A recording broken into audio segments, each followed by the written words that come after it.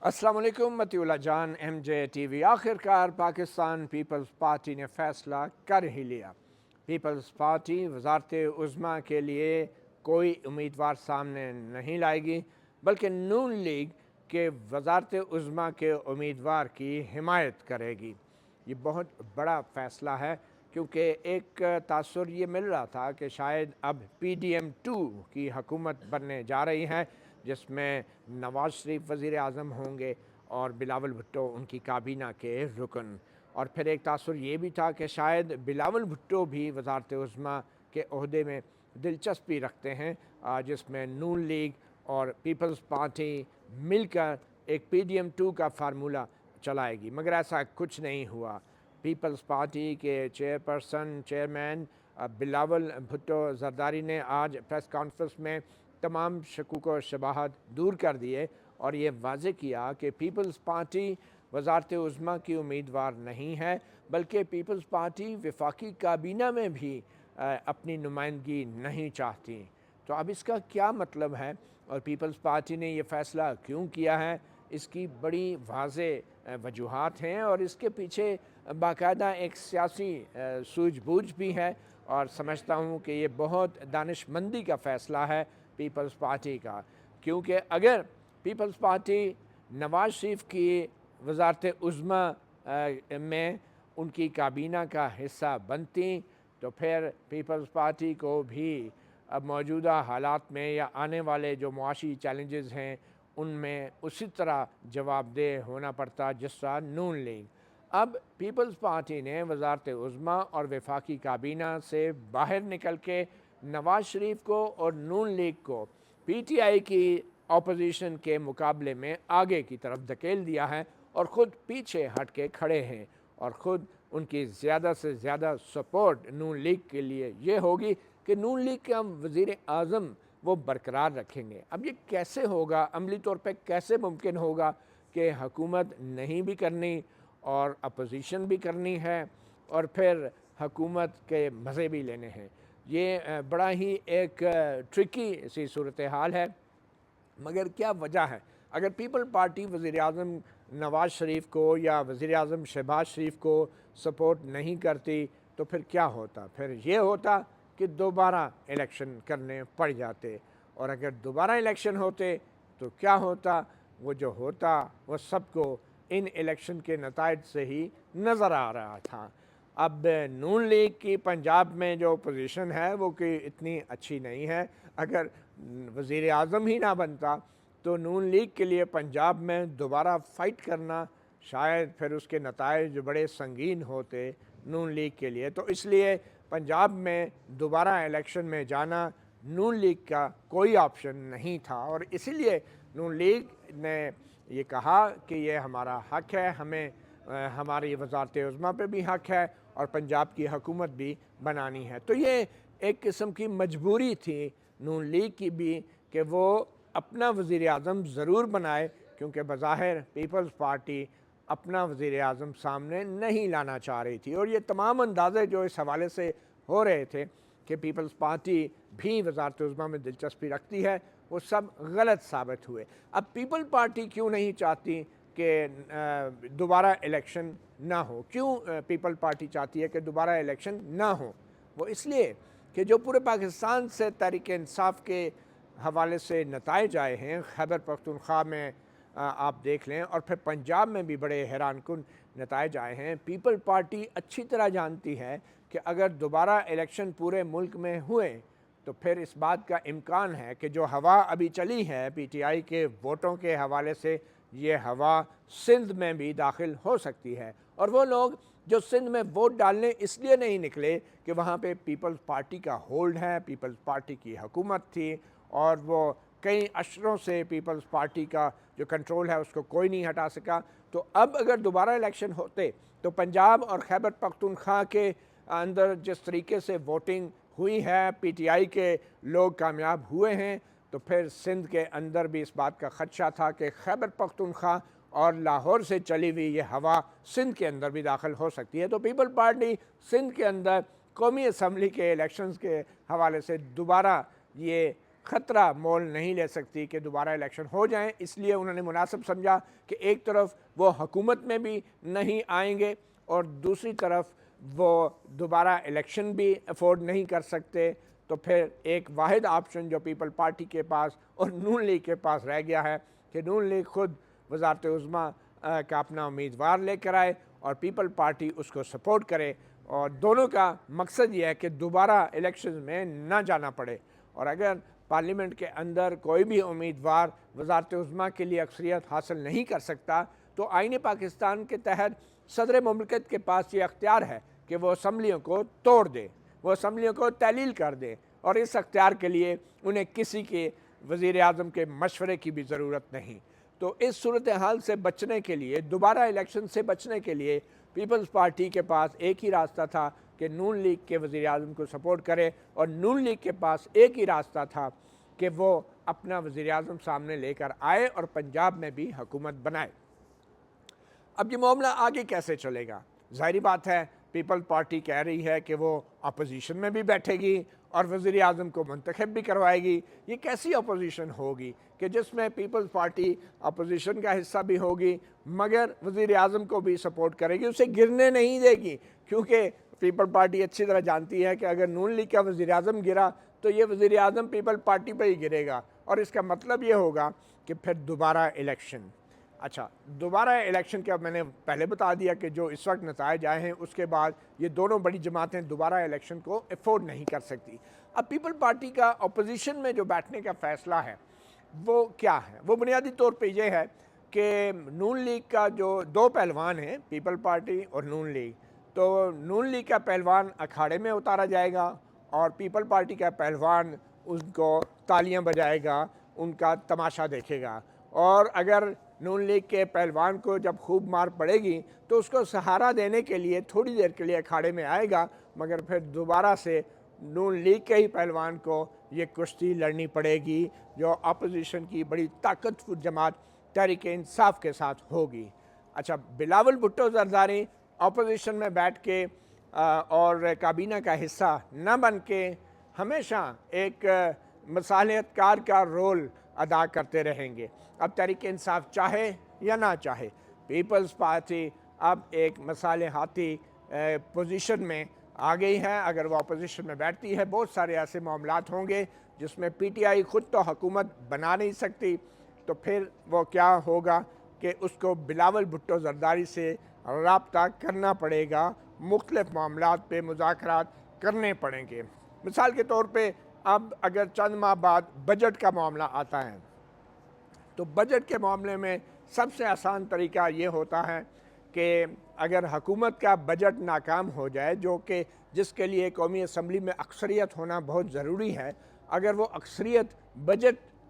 के लिए दस्तयाब ना हो तो वह हुकूमत गिर जाती है, वो दोबारा से एतमाद का वोट लेना पड़ता है। तो इसके लिए फिर ये होगा कि दोबारा अगर एतमाद का वोट लेना पड़ा तो पीपल पार्टी अगर एक तरफ बजट को मुस्तरद करती है अपोजिशन में बैठ के, तो नवाज़ शरीफ अगर वज़ीर आज़म हैं या शहबाज शरीफ, तो उन्हें दोबारा एतमाद के वोट में फिर उनको वोट दोबारा देना पड़ेगा। यानी एक तरफ पीपल्स पार्टी के लिए ये बहुत मुश्किल चॉइस होगी कि अगर बजट में वो मुश्किल बजट है, अवाम दुश्मन बजट है, या तो वो उस बजट में नवाज़ शरीफ को बतौर वज़ीर आज़म या उसकी हुकूमत को सपोर्ट करेगी, और अगर नहीं करेगी तो हुकूमत को दोबारा एतमाद का वोट लेना पड़ेगा, और अगर एतमाद के वोट में दोबारा पीपल पार्टी उनका सपोर्ट नहीं करती, हुकूमत गिर जाएगी। जब हुकूमत गिर जाएगी तो फिर नया वज़ीर आज़म कौन होगा? अब नया वज़ीर आज़म जो है वही होगा जिसको बज़ाहिर पीपल पार्टी चाहेगी। तो पीपल पार्टी किंग तो नहीं लेकिन किंग मेकर के किरदार में ज़रूर आ जाएगी, और पीटीआई जो है वो चारों नाचार मजबूरन पीपल्स पार्टी से अपने राब्ते रखने और उनको बढ़ाने पर मजबूर होगी, क्योंकि बहुत सारे कौमी मामलात पर जो है पीपल्स पार्टी की मदद उन्हें दरकार होगी। मतलब किसी कानून साजी के ऊपर, किसी ख़ास कानून के हवाले से और दूसरे मामलात के ऊपर पीपल्स पार्टी के साथ उनके राब्ते रखना जो है वो एक मजबूरी हो जाएगी। तो पीपल्स पार्टी न सिर्फ ये कि किंग मेकर का रोल अदा करेगी, बल्कि आने वाले वक्तों में पीटीआई के साथ एक किस्म का वो मसालहतकार के तौर पे पीटीआई के साथ एक राब्ताकार भी बन जाएगी, चाहे वो इस्टेब्लिशमेंट के बिहाफ पे हो, चाहे वो हुकूमत के बिहाफ पे हो। तो बिलावल भुट्टो की जो पोजीशन होगी कौमी असम्बली में, वो एक मसालहत कार की पोजीशन होगी। फिर उन्होंने ये भी वाज़ेह किया है कि जो दूसरे ओहदे हैं स्पीकर कौमी असम्बली के या सदर ममलिकत के हवाले से या जो दूसरे ओहदे हैं, उसमें पीपल्स पार्टी का वोट बड़ा अहम होगा और उसके लिए पीपल्स पार्टी जो अपने उम्मीदवार ज़रूर लाएगी। तो उसमें जब उम्मीदवार पीपल्स पार्टी को लेकर आएगी तो पीटीआई को भी ये फैसला करना होगा कि क्या वो पीटीआई के उम्मीदवारों को सपोर्ट करेंगे या नहीं। और अगर पीपल्स पार्टी को अपने उम्मीदवारों के लिए, स्पीकर, सेनेट चेयरमैन और दूसरों के लिए अगर नून लीग की सपोर्ट नहीं होगी तो ऑब्वियसली फिर वो पीटीआई से रजू करेंगे। और पीटीआई ये अंदिया ज़रूर दे चुकी है कि वो बिलावल भुट्टो ज़रदारी की वजारत उज़्मा के लिए उनकी मुखालफत नहीं करेंगे। तो अगर बिलावल भुट्टो ज़रदारी वजारत उज़्मा से ख़ुद ही पीछे हट गए हैं तो आने वाले वक्तों में जो दूसरे ओहदों के लिए पार्लियामेंट के अंदर अगर वोटिंग होती है तो उसमें भी पीटीआई के पास क्या चॉइस होगी और क्या पीटीआई इन ओहदों में अपने उम्मीदवारों को भी खड़ा करेगी और फिर पीटीआई जो है वो पीपल्स पार्टी के साथ मिल के अपने कुछ उम्मीदवारों को भी मुंतखब करा सकेगी। तो इसलिए पीपल्स पार्टी का रोल बहुत अहम हो जाएगा। और अगर बिलावल भुट्टो वज़ीर आज़म बन जाते तो आने वाले मुआशी चैलेंजेस का बोझ भी उनको उठाना पड़ता, तनकीद का भी उन्हें सामना करना पड़ता और फिर उनकी जो पॉलिटिकल पोजीशन है वो बड़ी वीक हो जाती। तो एक तरफ पीपल्स पार्टी हुकूमत को भी चलाएगी तो दूसरी तरफ पीपल्स पार्टी अपोजिशन के ऊपर भी अपना कंट्रोल रखेगी। और बिलावल भुट्टो ज़रदारी ने यह वाज़ेह कर दिया है कि वो अपोजिशन लीडर नहीं होंगे। और अपोजिशन लीडर ऑब्वियसली वो तभी हो सकते हैं कि अगर वो कौमी असम्बली के अंदर जो अक्सरियत है अरकान की, उनको अपोजिशन लीडर, जो अपोजिशन जमातों की है वो उनको चुनती है। वो अपोजिशन लीडर तो नहीं होंगे मगर उनकी बातों से लगता है कि वो अपोजिशन में बैठेंगे ज़रूर। तो ये बहुत मुश्किल एक किस्म की नून लीग के लिए एक हुकूमत होगी अगर नून लीग का कोई भी वज़ीर आज़म आता है। और अब लगता है कि ऐसी सूरत हाल में जबकि पीपल्स पार्टी ने अपोजिशन में बैठने का फ़ैसला कर लिया है तो नवाज़ शरीफ जो है वो वज़ीर आज़म अब नहीं बन सकेंगे। और अगर नवाज़ शरीफ वज़ीर आज़म बनते तो फिर उनके ऊपर एक और वो जो है एक तलवार लटक रही थी और वो तलवार थी इंतखाबी नताइज की, जो लाहौर में भी मतनाज़ा हुए हैं और मानसेरा में तो पहले ही उनको जो है डिक्लेयर एक दफ़ा कर दिया गया था कि वो हार चुके हैं, मगर अब वो हुक्म यकीनी तौर पे मुअत्तल है। तो एक ये तलवार नवाज़ शरीफ पे पहले ही लटकी हुई थी, तो इसलिए अब लगता ये है, चांसेस ये हैं कि वही शहबाज शरीफ जो हैं एक बार फिर वज़ीर आज़म होंगे और वही इस्टेब्लिशमेंट शायद उन पर ज़्यादा एतमाद करती है। और नवाज़ शरीफ चाहते हुए भी, इतना कुछ सहने और बर्दाश्त करने के बावजूद भी वो दोबारा वज़ीर आज़म बन के अपने ऊपर जो एक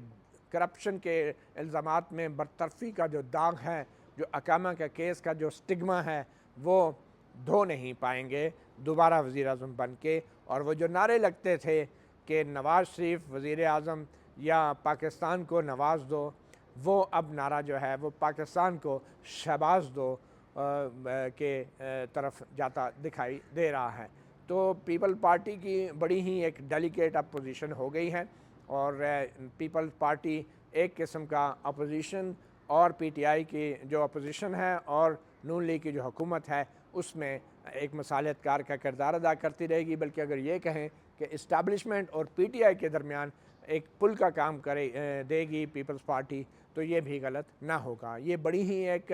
अक्लमंदाना और दानिशमंदाना हिकमत अमली है, मगर पीपल पार्टी एक बड़े तने हुए रस्से पे चल रही होगी, टाइट रोप वॉक कर रही होगी। और इस पे बहुत से फिर अखलाकी सवाल भी उठेंगे कि अगर आपको हुकूमत की पॉलिसियों से इख्तलाफ है तो फिर आप क्यों ये चाहते हैं कि नवाज़ शरीफ या शहबाज शरीफ वज़ीर आज़म रहें, और अगर आपको इख्तलाफ हैं तो फिर आप इनको हुकूमत को गिराते क्यों नहीं हैं। मगर हुकूमत को गिराने का मतलब जैसे मैंने पहले बताया कि वही होगा कि दोबारा इलेक्शन होंगे, कम से कम कौमी असम्बली के इलेक्शन फिर दोबारा कराने पड़ेंगे। और ये अगर कौमी असम्बली के इलेक्शन दोबारा होंगे तो फिर उसका नुकसान ये होगा कि जो अभी नताइज आए हैं खैबर पख्तूनख्वा और पंजाब में पीटीआई की तरफ से हवाले से, तो फिर ये जो हवा चली है पीटीआई के हक़ में, ये सिंध में भी पीपल्स पार्टी को कौमी असम्बली की हद तक डैमेज कर सकती है। तो इसलिए पीपल्स पार्टी दोबारा इलेक्शन भी बर्दाश्त नहीं कर सकती और पीपल्स पार्टी जो है वो हकूमत में भी नहीं जा सकती, क्योंकि बज़ाहिर इन मुश्किल मुआशी हालात और चैलेंजेस के पेश नज़र पीपल्स पार्टी का हकूमत में जाने का मतलब ये होगा कि ये PDM-2 हुकूमत है, और PDM-2 हुकूमत का मतलब ये होगा कि एक तवील मुद्दत नुकसान होगा सियासी तौर पे न सिर्फ ये कि पीपल्स पार्टी को बल्कि नून लीग को भी। अब नून लीग इस सारे अमल को कैसे देखती है? क्या नून लीग पीपल्स पार्टी को एक बेवफा के तौर पे देखती है? क्या नून लीग समझती है कि वो अपोजिशन में बैठे एक 55-56 या 65-70 जो मखसूस नशस्तें मिला के उसके ग्रुप के हाथों वो ब्लैकमेल होते रहेंगे और वो हमेशा अपोजिशन के थ्रू कंट्रोल होते रहेंगे? ये एक बड़ी ही दिलचस्प एक सवाल है जिसका जवाब अब नून लीग को देना होगा, क्योंकि अब लग ये रहा है कि नून लीग के पास भी दोबारा इलेक्शन में जाने का ऑप्शन नहीं है, और अगर वो गए तो फिर उन्होंने देख लिया है कि अभी वो बाल बाल बचे हैं। दोबारा इलेक्शन की सूरत में शायद फिर उनकी ये पोजीशन भी ना रहे। तो बड़ी ही एक आने वाला वक्त जो है, मैं समझता हूँ कि अगर कोई वज़ीर आज़म बन भी गया तो ये एक गैर यकीनी किसी सूरत हाल रहेगी, और इस अदम तवाज़न का जो शिकार जो भी नई हुकूमत होगी, और इस अदम तवाज़न या तवाज़न की जो कुंजी है वो पीपल्स पार्टी के हाथ में रहेगी। कम से कम PTI जो है फिर वो पीपल पार्टी के थ्रू एक किस्म का हुकूमत के साथ भी इंगेज रहेगी, राब्ते में रहेगी, और इस्टेब्लिशमेंट के साथ भी राब्तों के लिए पीपल पार्टी का आने वाले वक्तों में किरदार बढ़ जाएगा। मगर फिर फ़ैसले कैसे होंगे और पार्लियामेंट के अंदर जो डिबेट्स होंगी, उन डिबेट्स का जो मंतकी अंजाम होगा, वो यही एक सवाल होगा कि अगर अपोजिशन ये समझती है कि हुकूमत की किसी पॉलिसी से वो एग्री नहीं करती, मिसाल के तौर पे बजट के ऊपर, तो फिर इस ऐसी हुकूमत को जारी रहने का क्या हक़ है? क्या पीपल्स पार्टी फिर तय करेगी कि अगर ये वज़ीर आज़म पसंद नहीं तो नून लीग का कौन सा वज़ीर आज़म? तो बड़ी ही एक स्ट्रॉन्ग पोजीशन में ख़ुद पीपल पार्टी तो हो सकती है जब तक दोबारा इलेक्शन की सूरत हाल पैदा नहीं होती। मतीउल्लाह जान MJ TV से इतना ही, इजाज़त दीजिए, अल्लाह हाफ़िज़।